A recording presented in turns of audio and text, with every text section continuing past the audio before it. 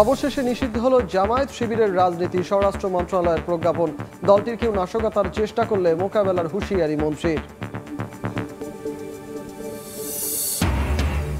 6 সমন্বয়কের DB হেফাজত থেকে পরিবারের কাছে হস্তান্তর। আজও রাজপথে আন্দোলনকারীরা। রাজশাহীতে গ্রেফতারে শিক্ষকদের বাধা। বরিশালে 12 জন পুলিশ হেফাজতে। ভারী বৃষ্টি হলেই ডুবে যায় চট্টগ্রাম। বছরের পর বছর জলাবদ্ধতার কবল থেকে মুক্তি মিলছে না নগরবাসীর। কক্সবাজারে পানিবন্দী 50,000-এর বেশি মানুষ।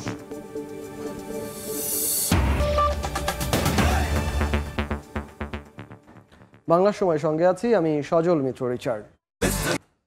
অবশেষে ৪৫ বছর পর নিষিদ্ধ হলো জামায়াতে ইসলামী। বিকেলে সন্ত্রাস বিরোধী আইনে জামায়াত শিবিরের রাজনীতি নিষিদ্ধ করে প্রজ্ঞাপন জারি করে স্বরাষ্ট্র মন্ত্রণালয়। স্বরাষ্ট্রমন্ত্রী বলছেন, নিষেধাজ্ঞা ঘিরে কোনো সহিংসতার চেষ্টা হলে তা মোকাবেলা করবে সরকার।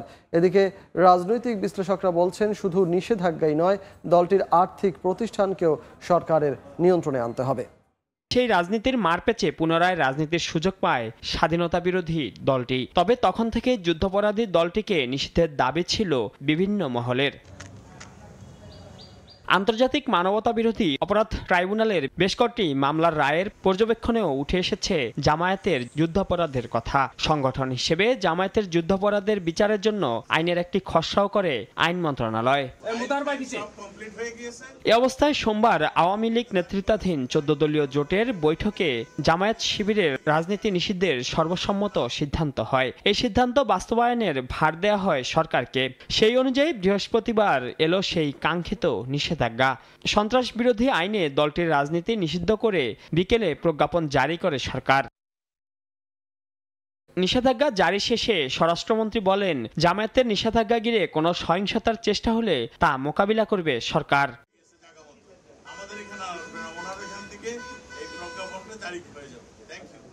জামায়াত নিষিদ্ধের দাবি দীর্ঘদিন ধরে জানিয়ে আসছিল ৭১-এর ঘাতক দালাল নির্মূল কমিটি।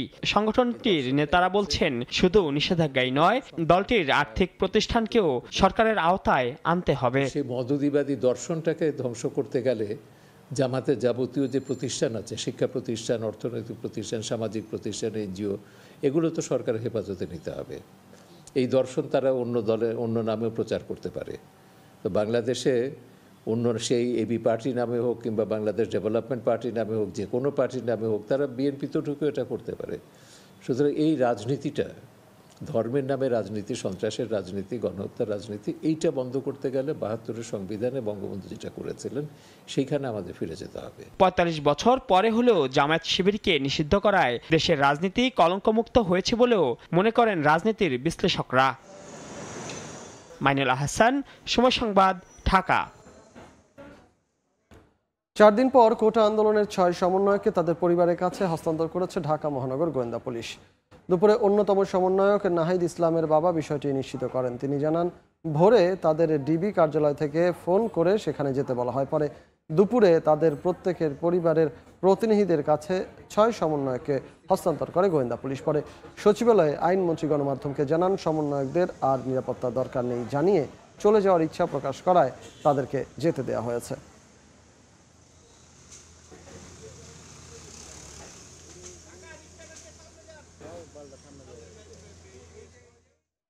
রিমেম্বারিং আওয়ার হিরোজ কর্মসূচি নিয়ে রাজপথে আন্দোলনকারী। কোটা আন্দোলনে নিহত আবু সাইদ হত্যা মামলায় গ্রেফতার হয়ে কারাগারে যাওয়া শিক্ষার্থী আলফি শাহরিয়ার মাহিমের জামিন দিয়েছেন আদালত। দুপুরে রংপুর নারী শিশু নির্যাতন দমন আদালত 1-এর বিচারক মোস্তফা কামাল জামিন আবেদন মঞ্জুর করেন। 13 দিন কারাবন্দী থেকে জামিন শুনানির তারিখ 4 আগস্ট হলেও শিশু হওয়ায় মাহিমকে আগাম জামিন দিয়েছেন আদালত। এর আগে বেরবি শিক্ষার্থী আবু সাইদ হত্যা মামলায় 19 জুলাই মাহিমকে কারাগারে পাঠান আদালত। তবে 31 জুলাই ছোট ভাইয়ের কোনো খোঁজ না মেলায় মাহিমের বোন সঞ্জানা আক্তার স্নেহা সামাজিক যোগাযোগ মাধ্যম ফেসবুকে একটি স্ট্যাটাস দিলে বিষয়টি আলোচনায় আসে।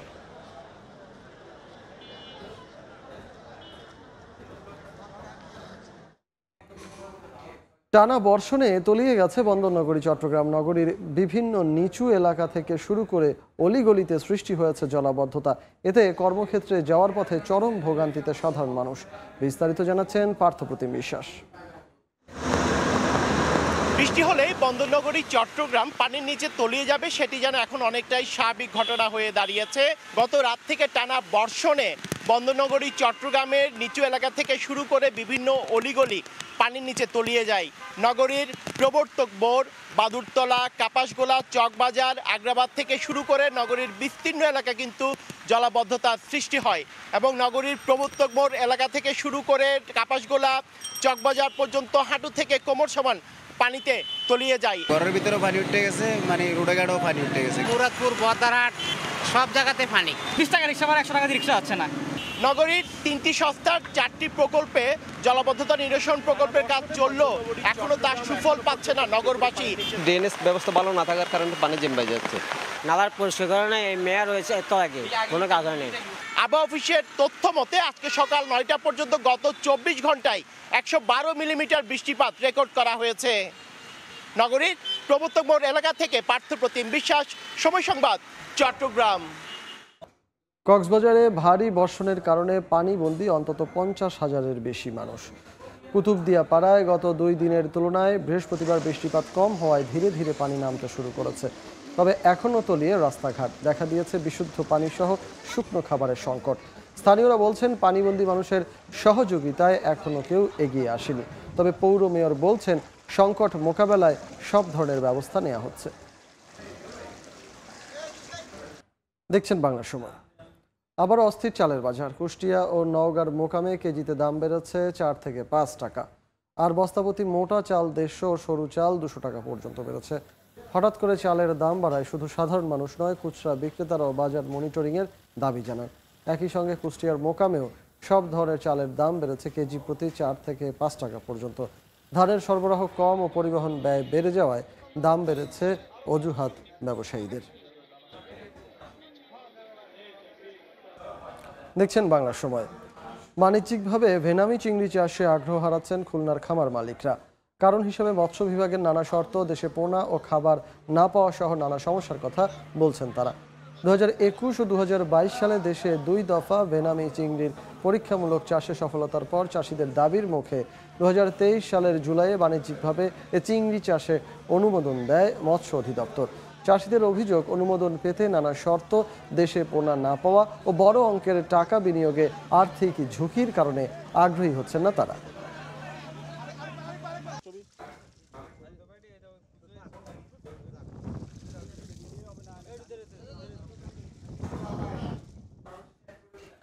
এ পর্যায়ে শীর্ষ সংবাদগুলো জানিয়ে দিচ্ছি আরেকবার।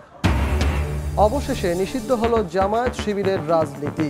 স্বরাষ্ট্র মন্ত্রণালয়ের প্রজ্ঞাপন, দলটির কেউ নাশকতার চেষ্টা করলে মোকাবেলার হুঁশিয়ারি মন্ত্রীর। 6 সমন্বয়ককে ডিবি হেফাজত থেকে পরিবারের কাছে হস্তান্তর।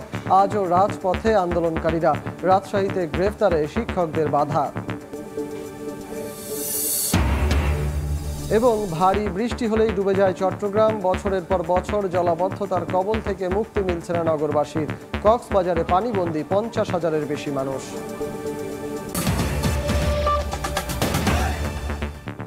এই ছিল বাংলা সময়ের সন্ধ্যার সময় নিয়ে ফিরছি কিছুক্ষণ পর। আমি নিজেই, সঙ্গেই থাকুন সময়ের।